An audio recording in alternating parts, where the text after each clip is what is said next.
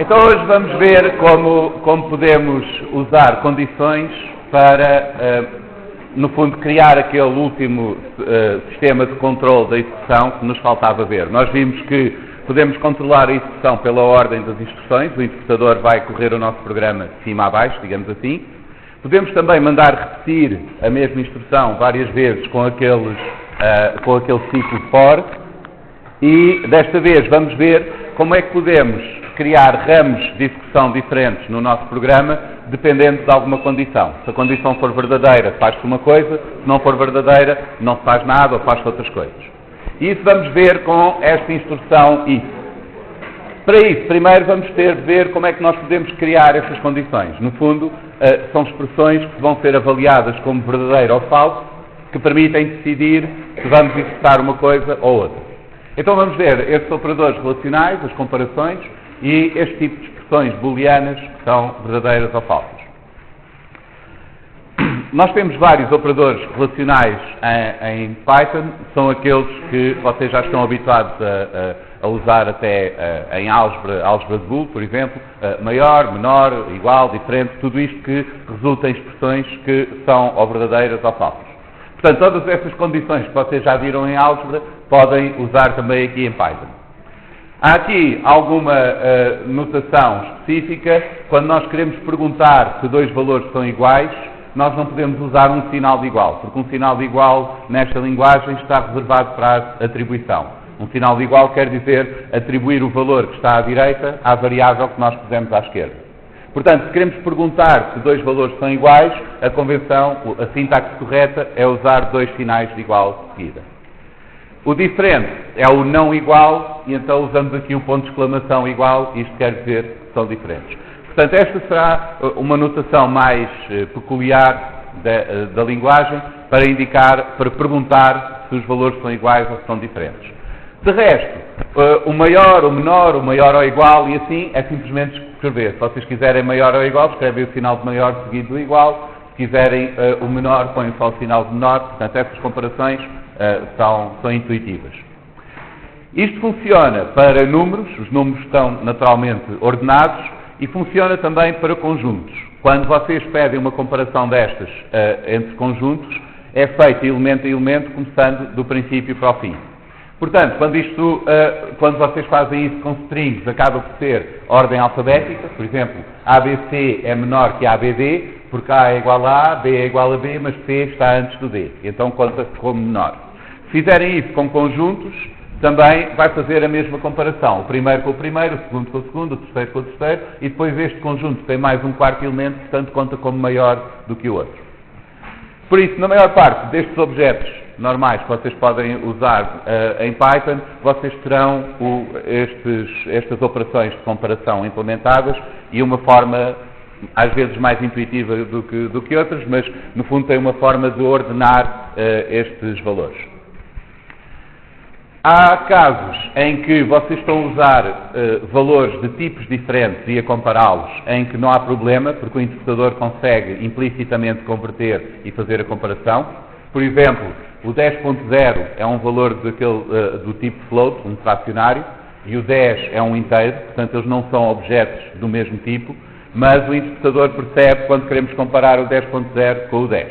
Portanto, não precisam de estar a fazer a conversão explicitamente. Por isso, se estão a comparar inteiros com fracionários, por exemplo, não há problema. Agora, se querem comparar um inteiro com uma string, aí ele não vai permitir, porque ele não percebe como é que pode comparar os dois e decidir se é menor ou se é maior ou se é igual. Igual será diferente, mas este tipo de comparação ele não consegue decidir. Portanto, vocês neste caso podem converter explicitamente. Por exemplo, aqui eu estou a dizer que quero um inteiro correspondente àquela string, 1, 2, isto será o 12, e o 12 já posso comparar com o 11. Portanto, se vocês estão a comparar números de tipos diferentes, fracionários e inteiros, não há problema. Se querem comparar strings com números, por exemplo, aí têm de fazer a conversão e têm de dizer ao interpretador como é que vai fazer aquela comparação. Portanto, isto são operadores relacionais deste tipo, igual, diferente, maior, menor, são fáceis de perceber o que é que querem dizer, e o resultado disto é um valor booleano. O valor booleano pode ser true ou pode ser false. são os dois valores booleanos que vocês têm e que são o resultado desta expressão. Há outros operadores destes para fazer comparações que são um pouco diferentes.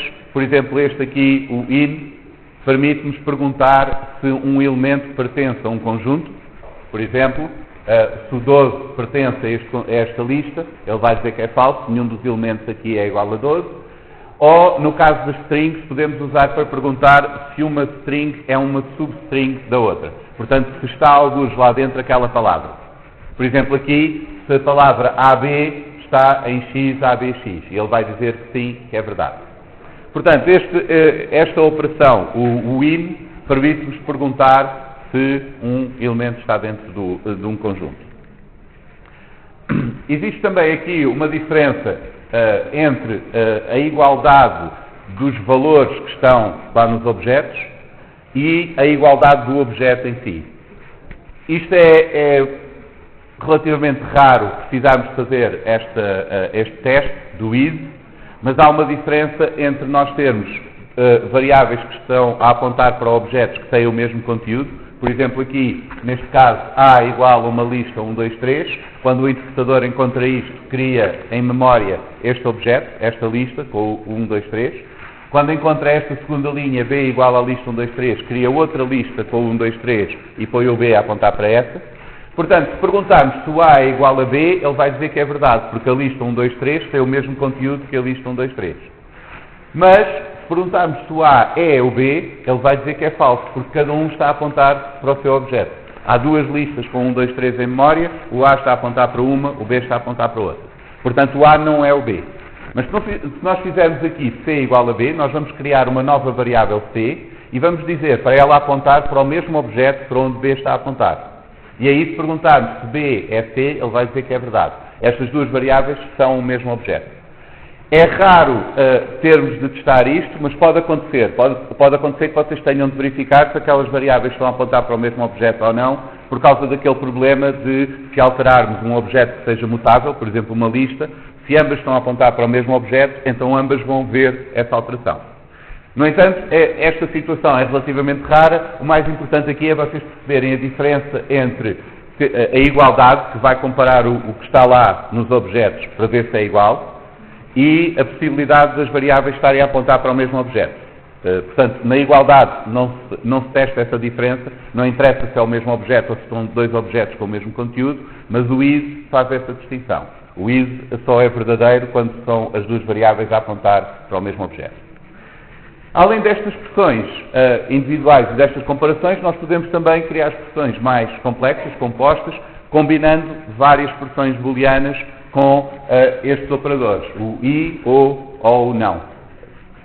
Portanto, isto vocês já sabem da álgebra, é fácil de perceber. Nós podemos pôr aqui uma comparação, por exemplo, 2 igual a 3 ou 1 menor que 2. Isto vai dar verdadeiro porque o primeiro é falso, mas o segundo é verdadeiro. Portanto, falso ou verdadeiro dá verdadeiro. E podemos fazer estas combinações assim como quisermos. Só é preciso ter atenção que o i tem precedência em relação ao o, portanto, se fazem uma coisa assim, 1 igual a 1 ou 1 igual a 0 e 2 igual a 1, o que ele vai fazer é primeiro 1 igual a 0 e 2 igual a 1, isto vai dar falso, porque eles são os dois falsos, mas depois vai fazer o o com o verdadeiro, isto dá verdadeiro. Por isso, em geral, se vocês quiserem combinar várias expressões destas, numa expressão mais complexa, eu aconselho a usar parênteses para garantirem que está tudo a ser feito pela ordem que vocês querem que seja feito. Um atalho para este tipo de combinações ocorre quando nós encadeamos comparações. Nós podemos fazer isto. Nós podemos perguntar se 1 menor que 4 menor que 6, e o que o interpretador vai fazer quando encontra uma expressão destas é fazer aquelas comparações aos pares e juntar tudo com um AND implicitamente. Portanto, vai fazer a conjunção de todas aquelas comparações aos pares. Por isso vai ver se 1 é menor que 4 e se 4 é menor que 6. E vocês podem fazer assim várias comparações deste género. Por vezes dá jeito, principalmente quando vocês querem ver se o valor de uma variável está dentro de um certo intervalo. Aí é fácil de combinar as duas. Lembrem-se só que o que está aqui a acontecer é uma conjunção de todas aquelas operações feitas aos pares. Têm de ser todas verdadeiras para o resultado ser verdadeiro. Portanto, assim nós sabemos escrever expressões que vão dar como resultado um valor booleano, ou verdadeiro ou falso. E agora podemos usar isto para criar ramos diferentes na execução do nosso código. Esta construção do if. Vamos ver como exemplo, para motivar isto, a resolução de uma equação quadrática. Este é um exemplo simples. Nós temos ali uma equação de segundo grau, ax² mais bx mais c igual a 0, e ela é resolvida pela fórmula resolvente. O discriminante aqui na fórmula resolvente é este termo que está dentro da raiz, que é o b² menos 4ac, e que determina se existem raízes reais e se existe só uma ou mais do que uma. Se o discriminante for menor do que 0, ficamos com um valor negativo dentro da raiz, então não temos raízes reais para aquela equação. Caso contrário, se o discriminante for maior do que 0, nós temos duas soluções diferentes. Será uma em que é menos b mais a raiz do discriminante sobre 2a e a outra é menos b menos a raiz do discriminante sobre 2a. Finalmente, se nenhuma destas condições for verdadeira, ou seja, se o discriminante não for nem menor nem maior que 0, será 0, e aí temos uma solução única, que é menos b sobre 2a. Portanto, aqui temos um exemplo em que aquilo que nós queremos calcular, ou o resultado de resolver esta equação, vai ser diferente, tem três casos diferentes, conforme a condição, que é o valor do discriminante. E nós podemos implementar isto usando esta construção, if, elif, else. Mas vamos começar por ver o exemplo mais simples do if. A versão mais simples do if será só um if, uma condição e um bloco de código indentado, que é para indicar ao interpretador que aquele bloco pertence àquele if. E este bloco de código que está aqui indentado só é executado se a condição for verdadeira.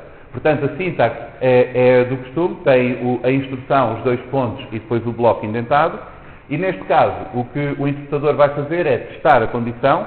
Se a condição for verdadeira, executa o bloco de código que está ali inventado. Se não for verdadeira, salta e continua a seguir ao if. Portanto, se nós temos o a igual a 12 e fazemos esta condição, se a maior que 5, então faz o print do large, aparece ali o large porque ele vai executar aquela expressão. Mas se o a for 4, a condição é falsa e então não aparece nada, porque ele simplesmente vai ignorar este bloco e saltar à frente e termina a execução sem fazer o print.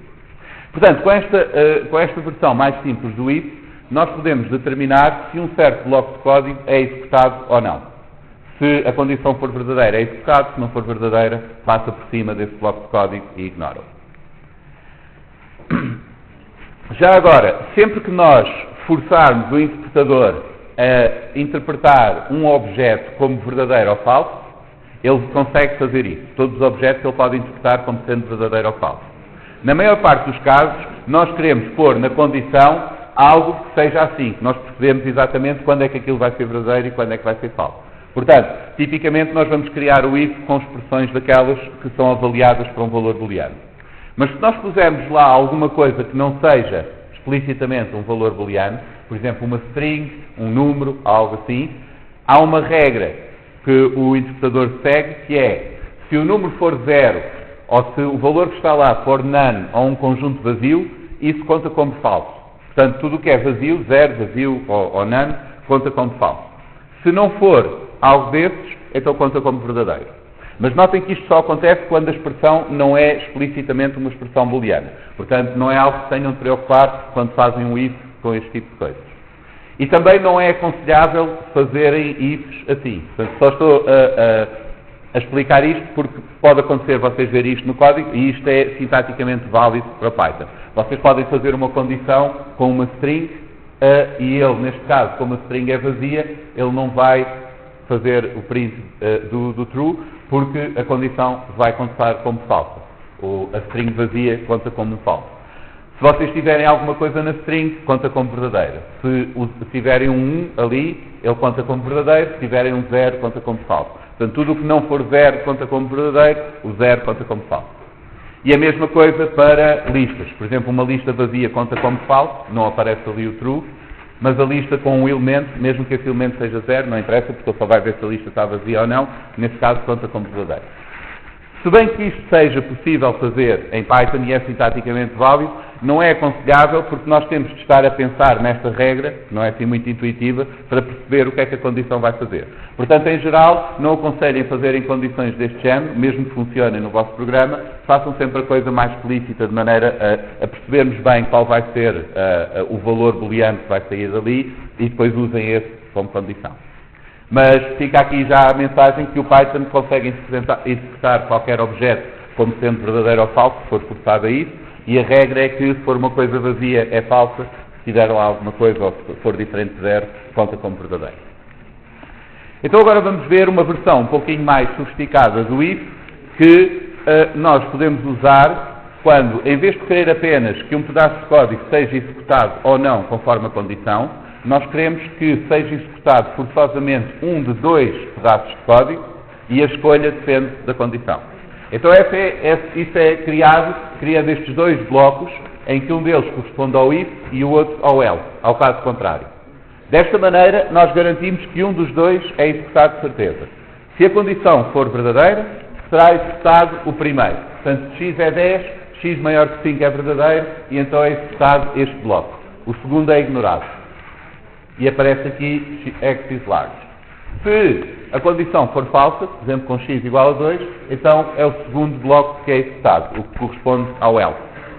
Desta maneira, nós garantimos que um dos blocos é executado e nunca acontece serem os dois. É sempre um e só um dos dois blocos é que vai ser executado. E nós podemos ramificar o nosso código em duas alternativas. A forma mais geral de usar o if será um if, um número que nós quisermos de elif, o elif é uma contração de else if, será caso contrário se, e finalmente um else opcionalmente. Todos estes, elif e o else, são opcionais. Os elif pode ser o número que nós precisarmos, o else no máximo será 1. E a maneira como isto é interpretado é, o interpretador vai testar cada uma das condições pela ordem em que estão lá. A primeira que for verdadeira vai executar esse bloco e no fim sai do if, assim que acaba de executar esse bloco. Portanto, quando fazem uma construção deste género, no máximo um dos blocos será executado. Se não tiver else, pode acontecer que nenhum dos blocos seja executado se todas as condições forem falsas. Se tiver else, então se todas forem falsas, o bloco do else é executado. Mas é sempre só um dos ramos que é executado. Assim que há um em que a condição é verdadeira, termina o if e salta para o código que vem a seguir. Então vamos usar isto para implementar a nossa função que calcula a raiz, a solução para aquela equação quadrática. Vamos calcular aqui o delta, que será o discriminante, e agora vamos fazer aquelas condições que nós tínhamos visto. Se o delta for menor do que 0, não temos uma solução real, então a solução da nossa equação vai ser uma lista vazia. Não temos lá valores nenhuns, não temos nada para dar. Caso contrário, se este elif é a contração de um else if tudo pegado, portanto, caso contrário, se esta condição for verdadeira, que é o delta maior do que 0, então vamos criar uma lista com as duas soluções que temos ali, que é o menos b menos a raiz quadrada de delta sobre 2a e o menos b mais a raiz quadrada de delta sobre 2a. E agora temos aqui as duas soluções reais para a nossa equação. Caso contrário, este ramo só será executado se as duas condições falharem, então vamos devolver uma só solução, que é simplesmente menos b sobre 2a. A execução só irá chegar aqui se o delta for 0. Portanto, vai falhar as outras duas condições. Notem que, neste caso, as próprias condições são mutuamente exclusivas, porque o delta ou é maior que 0, ou menor que 0, ou 0, não há outra hipótese, mas mesmo que não fossem, o if só executa um dos blocos. Assim que uma condição é verdadeira, executa esse bloco e sai do if. Portanto, pode acontecer que vocês tenham condições que não são mutuamente exclusivas, mas mesmo assim sabem que só um dos blocos é que vai ser executado. Agora, podemos testar a nossa função, por exemplo, vamos calcular as raízes para esta equação, será 2x² menos 3x mais 1, obtemos aqui duas raízes e podemos até testar, podemos substituir cada uma destas soluções na expressão que nós estamos a tentar calcular, na nossa equação. Portanto, vamos pôr a primeira solução ao quadrado vezes 2, menos 3 vezes a solução mais 1, e fazemos isso com a segunda também. E se forem raízes para aquele polinómio, portanto se forem soluções para aquela equação, o resultado deve ser 0, que é o que estamos a esperar ali. Portanto, desta maneira podemos testar se a nossa solução está a funcionar bem. Mas, neste caso, não convém fazer só um teste assim. Quando vocês têm condições numa função qualquer, é importante testar todos os ramos dessas condições. Porque se vocês não fizerem isso, podem ter um erro num dos ramos que não notam porque esse código não é executado nos vossos testes. Por exemplo, se nós testarmos esta nossa função com uma expressão que não tenha, uma equação que não tenha raízes reais, só este ramo do if é que vai ser executado. Se houver erros nos outros, nós não detectamos porque não vai sequer o interpretador chegar lá. Portanto, temos de criar testes que garantam que vamos cobrir os 3 ramos daquela condição. Só dessa maneira é que conseguimos testar o código todo que estamos a pôr na função. Portanto, lembrem-se que usarem funções com ramos condicionais, façam os testes de maneira a cobrir pelo menos uma vez cada um dos ramos para conseguirem ver se o código está bem feito. Então vamos ver agora um exemplo prático onde vamos aplicar os ifs e também os fors e o que já vimos anteriormente, será o cálculo da pauta de ICE. Nós temos aqui nas regras de avaliação, que virem no clipe, é assim um bocadinho complicado, mas até é bom para fazer exemplos destes, em que temos a componente laboratorial, que será a média dos trabalhos práticos, aqueles 2 trabalhos práticos, P1 e P2, mas além disso, para obter frequência, é necessário que pelo menos um dos trabalhos tenha uma nota igual ou superior a 9,5. Portanto, esta será a regra para obter frequência. Depois tem também 2 testes, eles contam 0.4, 0.6 o segundo, 0.4 o primeiro, 0.6 o segundo, e além disso, para obter aprovação, esta média ponderada dos 2 tem de ser pelo menos 8. Depois, a nota final é 0.4 vezes a componente laboratorial e 0.6 vezes a componente teórico-prática. Mas, quem tiver menos de 8 na componente teórico-prática fica só com essa nota como nota final e não conta a do trabalho prático. Portanto, estas são as regras para calcular a nota final. Vamos supor que nós temos... além disso, todos estes cálculos intermédios estão arredondados à décima. Portanto, primeiro é feito um arredondamento à décima antes de passar a seguir. Portanto, vamos supor que nós temos uma pauta com os trabalhos práticos e os resultados dos testes de alunos hipotéticos. Já agora, estas notas não são assim muito boas, mas isto foi gerado aleatoriamente, portanto, em geral, a desgraça não é assim tão grande, portanto, não se preocupem. Mas nós temos aqui as notas de alunos, essencialmente, hipotéticos alunos de ICE. Já agora um detalhezinho, por vezes vocês podem ver listas ou tuplos criados com uma vírgula no fim. Aquela vírgula para o Python não quer dizer nada, ele simplesmente ignora, é só que às vezes é prático se nós estivermos a criar listas, por exemplo, com copy-paste, deixar sempre lá a vírgula, porque depois é fácil continuar a lista. Só há um caso em que a vírgula é necessária, que é quando nós temos um tuplo só com um elemento. Porque se nós fizermos, por exemplo, 5 entre parênteses, isso é só 5, não é um tuplo. Se fizermos um tuplo só com o 5, temos que pôr 5 vírgulas para o interpretador perceber que aquilo é mesmo um tuplo. Mas de resto, ter a vírgula no fim ou não é indiferente. Portanto, às vezes pode ser que vocês encontrem casos destes em que têm a vírgula no fim, não se preocupem. Portanto, o que vamos fazer, o plano do nosso programa será, vamos precisar de uma maneira de calcular o arredondamento à décima. Depois vamos precisar de calcular a nota para um aluno, dadas as notas dos trabalhos práticos e dos testes, e depois podemos fazer um ciclo em que chamamos essa função e fazemos a pauta para todos os alunos. Esta, já agora, é uma forma genérica de decompormos o problema, é se identificamos uma coisa que temos de fazer muitas vezes, implementamos essa para um caso e depois fazemos o ciclo e chamamos a função que faz para um caso, porque depois é só aplicar a receita às vezes que for preciso. Então vamos fazer estas 3 funções para resolver o nosso problema. Primeiro temos de calcular o arredondamento às décimas. Para arredondar às décimas, uma maneira de fazer isso é multiplicar o valor por 10, arredondar esse valor 10 vezes maior e depois dividir por 10 outra vez. Assim, quando arredondamos o valor multiplicado por 10, deitamos fora todas as centésimos, milésimos, etc. e voltamos à escala original. Na verdade, é desnecessário fazer esta função, porque o round do Python permite pôr um argumento adicional que nos diz quantas casas decimais é que queremos o arredondamento. Por omissão, este argumento é 0 e ele arredonda aos inteiros. Mas se acrescentarmos este argumento podemos decidir as casas decimais. No entanto, como eu só vou falar de argumentos opcionais na aula a seguir, neste momento vamos fingir que aquilo não existe e criamos a nossa função para fazer o arredondamento às décimas.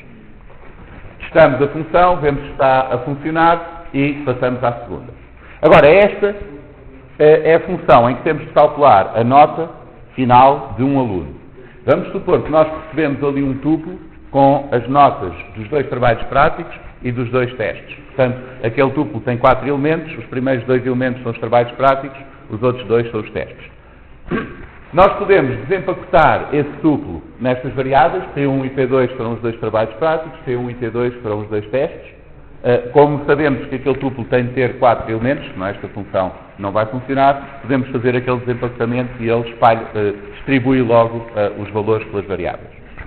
E agora vamos calcular a componente teórico-prática, que será aqui esta média ponderada dos 2 testes, e a componente laboratorial será a média simples dos 2 trabalhos práticos.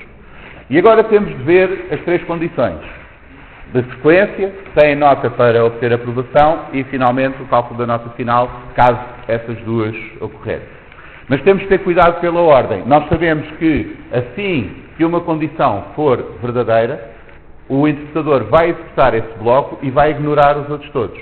Portanto, como o mais importante é ver se tem frequência, se não tiver frequência já não vale a pena fazer o resto, então essa deve ser a nossa primeira condição. Vamos ver, se não tiver frequência, ou seja, se a nota do primeiro trabalho for inferior a 9,5 e a nota do segundo for inferior a 9,5, portanto nenhum deles é igual ou superior a 9,5, então aí a nota final vamos marcar como menos 1 para indicar que não tem frequência e já não precisamos fazer mais nada. Portanto, assim que esta condição for verdadeira, o interpretador vai saltar para fora do if, salta para esta linha do return e devolve o valor. Caso contrário, se a componente teórico-prática for inferior a 8, o aluno não teve nota suficiente nos testes para aprovar, então a nota final será simplesmente a componente teórico-prática. Vamos ignorar a nota dos trabalhos.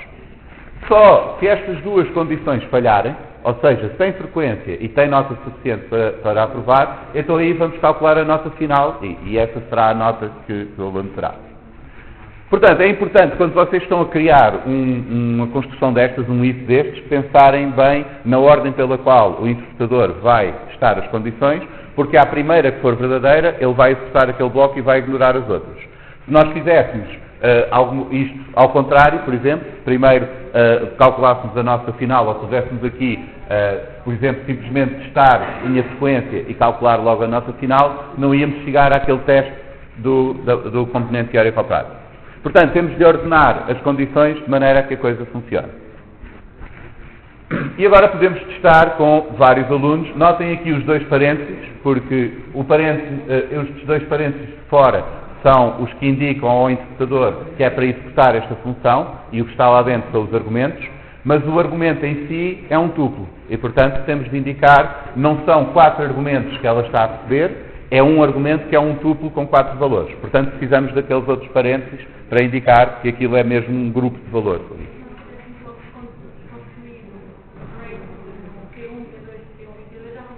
Exato. Se em vez de grade tivesses logo P1, P2, P1, P2, então não era necessidade, não podias, porque aí estava a contar como só um argumento e faltava argumentos para os outros 3. Não é? Portanto, se nós tivéssemos aqui o P1, P2, T1 e T2, se disséssemos isto, ele ia pôr este tuplo no P1 e depois dizia que não tinha valores para os outros parâmetros. É? Portanto, ou fazemos de uma maneira ou fazemos de outra. E aqui nós podemos testar, notem que estamos a fazer testes com os 3 ramos diferentes, que é para ver se cada um dos ramos está a funcionar da maneira certa e se os 3 casos vão parar ao sítio certo, porque por causa da ordem em que as comparações forem feitas, às vezes o erro pode estar não nas condições ou nos blocos em si, mas simplesmente porque pusemos na ordem errada no if. Portanto, convém sempre testar os diferentes casos para ver se está a funcionar em todos. Depois, vamos calcular a pauta para todos os alunos. A pauta será o número do aluno e a nota final, pode ser uma lista de tuplos. Cada um destes tuplos pode ser criado indo buscar o número do aluno, será o primeiro elemento de cada uma destas listas, e depois acrescentando como segundo elemento a nota final. Portanto, para criar estes tuplos, número do aluno, nota final, nós pomos aqui entre parênteses o número do aluno, vírgula, a nota final. Agora, como é que vamos fazer este cálculo? Começamos com a nossa pauta como uma lista vazia. Vamos para cada aluno na lista das notas. E notem que a lista das notas é uma lista de listas. Portanto, cada elemento desta lista grade é uma lista destas. E assim, este student, esta variável, vai, de cada vez, cada iteração deste ciclo, estar a apontar para uma destas listas. Estas listas têm 5 valores. O primeiro é o número do aluno e os outros são as várias notas. A nossa função que calcula as notas não quer receber o número do aluno, está à espera de receber só 4 valores que são as notas, para calcular a nota final. Portanto, quando nós chamamos a nossa função para calcular a nota final, dando a lista correspondente ao aluno, temos que saltar o primeiro elemento da lista, que é o número do aluno. Portanto, vamos do ponto de corte de índice 1, que é o segundo ponto de corte, até ao fim. E assim damos só aqueles valores. Notem já agora que nós aqui testamos o cálculo da nota final com tuplos e aqui estamos a enviar listas para o cálculo da nota final. Mas isso não é importante porque tudo o que este faz, que é o desempacotar aqueles elementos nas várias variáveis, isso pode ser feito com listas ou tuplos. Desde que seja um conjunto ordenado com o número certo de elementos, ele consegue fazer isso. Portanto, não é relevante se nós estamos a usar listas ou tuplos neste caso. Depois de calcular a nota final, vamos acrescentando à nossa tabela, à nossa lista, os vários tuplos e obtemos aqui a lista das notas finais. Que convém, quando testamos, comparar com as notas que tínhamos para ver se isto faz sentido. Como é que fazemos isto? As notas que temos estão neste ficheiro chamado assessment.py e estão guardadas numa variável chamada grade. Então nós vamos importar desse ficheiro a variável, agora temos a variável no nosso espaço de nomes, e chamamos a função com esta variável, com esta lista, com os números de alunos e as notas. E depois podemos ver o resultado para ver se corresponde às notas dos vários alunos. Outro exemplo, vamos usar também os ifs e os ciclos para calcular o diâmetro de uma proteína. Vamos usar esta como exemplo. Isto é de sulforredoxina de sulfovibrio gigas. Isto é uma bactéria que respira enxofre, basicamente vive em furnas, é sulfato-redutora. E tem esta pequena enzima dimérica que tem uns átomos de ferro coordenados com as cisteínas e é um dímero pequenino. E nós temos que calcular o diâmetro de uma proteína. Neste caso vamos usar esta como exemplo, mas vamos generalizar isto. E o diâmetro vamos definir como a maior distância entre dois átomos. Ou, abstraindo do problema da proteína, pode ser, dado um conjunto de pontos em 3 dimensões, queremos calcular a maior distância entre qualquer par de pontos desse conjunto. E isso dá-nos o diâmetro daquela forma. Vamos supor que temos aqui neste ficheiro, protein.py, as coordenadas da nossa proteína, como uma lista de tuplos com este nome. Já agora, nesta aula e na aula passada, eu tenho dado estes exemplos em que nós vamos buscar os dados a uma variável que já está no módulo. Se isto fosse sempre assim, não era muito interessante usar programação, porque tínhamos de estar à espera de alguém criar a variável e dar-nos o módulo. Para a semana já vamos começar a ver como é que nós podemos ir buscar estes dados de uma forma mais realista. Mas, por enquanto, vamos só fazendo estes exemplos para poder concentrar em algumas coisas, sem estarmos com a preocupação de ler os ficheiros ou ir buscar os dados da internet ou assim. Portanto, neste momento vamos assumir que temos as coordenadas tridimensionais daqueles átomos todos, portanto, esta forma aqui, temos as coordenadas destes átomos naquela variável. E agora, vamos decompor o problema. Nós temos que calcular a distância máxima de todos os átomos com todos os átomos. Mas nós podemos ver isso, reduzir isso ao elemento mais simples, que é, dado um átomo e outro átomo, calcular a distância. Depois, um pouquinho mais complicado, que é, dado um conjunto de átomos e um átomo, calcular a maior distância entre o conjunto e aquele átomo. E depois passamos para o passo seguinte, que é todos com todos. Portanto, podemos decompor o problema numa hierarquia de tarefas cada vez mais complexas. E vamos resolvendo as mais simples e usando essas soluções para a outra a seguir. Portanto, esta será a ideia. Uma função para calcular a distância entre dois pontos, uma função para calcular a maior distância entre um conjunto de pontos e um ponto de referência, e depois uma função que calcula a maior distância entre quaisquer dois pontos de um conjunto. E podemos planear o nosso programa escrevendo as assinaturas das funções. Desta maneira conseguimos ver o que é que cada uma precisa receber, o que é que vai devolver e pensar já se conseguimos depois encaixar isto tudo no fim. Notem que é melhor começarem por aqui, quando estão a fazer um programa com várias funções, porque é chato depois de implementarem descobrirem que afinal não conseguem com uma usar a outra porque não têm o que é preciso. E desta maneira nós sabemos o que entra e o que sai e conseguimos ver se encaixa. Portanto, vamos criar uma função que calcula a distância entre dois pontos em 3 dimensões. Cada um daqueles P1 e P2 será um tuplo com as 3 coordenadas. Depois, a que calcula a maior distância recebe uma lista de coordenadas dessas, uma lista de tuplos, e um outro tuplo que é o ponto de referência, e agora vai medir todas aquelas distâncias. E depois, a outra que calcula o diâmetro, calculando a maior distância entre todos os pares. E essa só precisa de receber as coordenadas todas. Então, a primeira é fácil. Temos ali os dois pontos. Isto é uma gralha, devia ser P1 e P2. E o P1 nós vamos desempacotar em 3 coordenadas. O P2 desempacotamos naquelas 3 coordenadas e depois calculamos a distância euclidiana. A distância euclidiana é a raiz quadrada dos quadrados das diferenças das coordenadas. Portanto, simplesmente calculamos aquele valor e devolvemos. Podemos testar com diferentes valores de distância. Por exemplo, entre o 000 e o 100 deve dar uma distância de 1. Entre o 000 e o 111 deve dar a distância que é a raiz quadrada de 3, porque é aquela diagonal. Então podemos confirmar se isto é mesmo a raiz quadrada de 3. Portanto, convém fazer alguns testes para ver se o resultado está certo. Principalmente quando vocês têm de fazer expressões assim, onde basta enganarem-se no nome de uma variável, depois já dá o resultado errado e pode ser difícil de diagnosticar. Agora, maior distância entre n pontos, dados numa lista, e um ponto. Como é que nós calculamos a maior distância?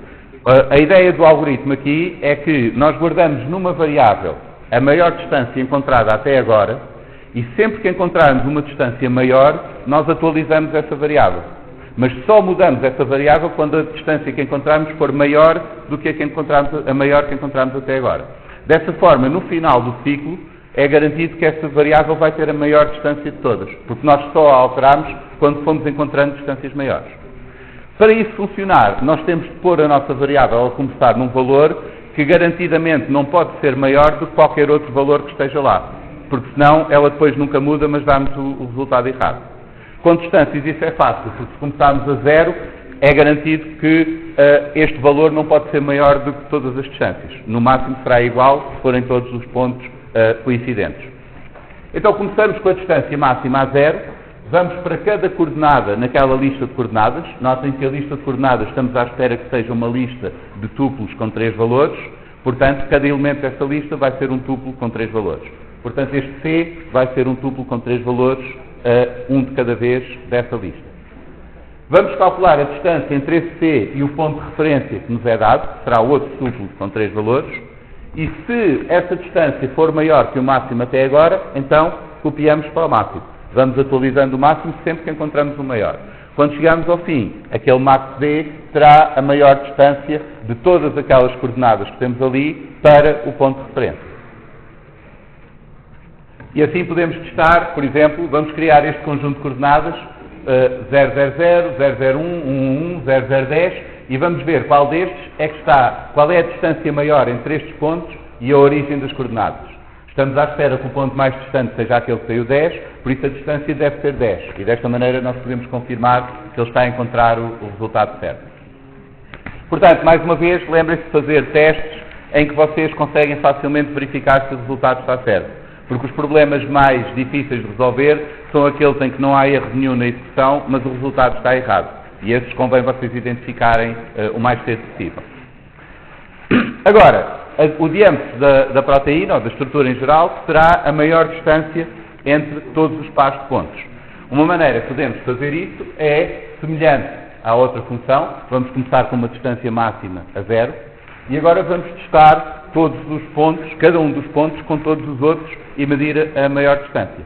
E cada vez que essa maior distância for maior do que a que tivemos encontrado até agora, vamos atualizar. Portanto, o algoritmo é muito semelhante, estão a ver aqui, o código é praticamente igual. A diferença é que, em vez de estarmos a medir a distância entre dois pontos, estamos a medir a maior distância entre uma lista de pontos, que são todos, e cada um dos pontos como referência. Portanto, pegamos num ponto, medimos a maior distância a todos os pontos, e depois pegamos no segundo ponto, medimos a maior distância a todos os pontos, e assim por diante.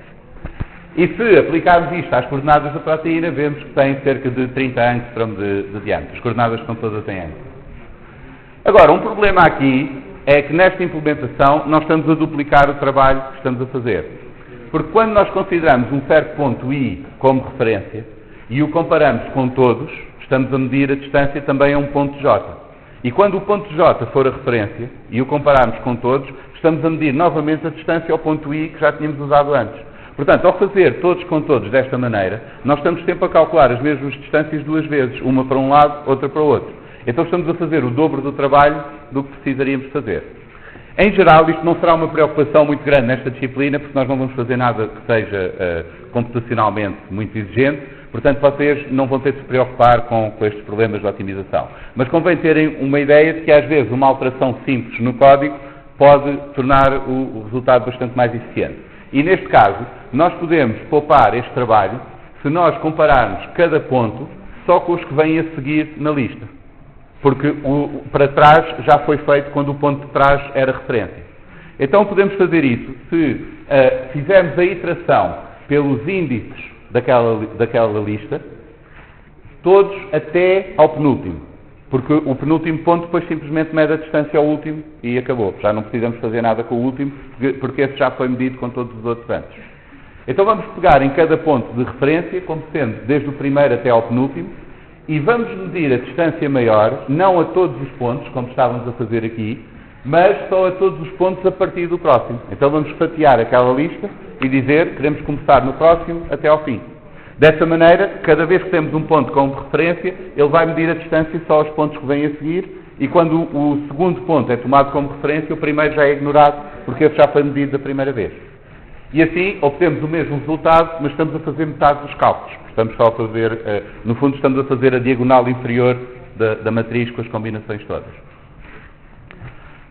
Resumindo, o que é importante reter daqui é, primeiro, esta ideia das expressões que são avaliadas como verdadeiro ou falso. Portanto, estas expressões booleanas que têm estes dois valores possíveis.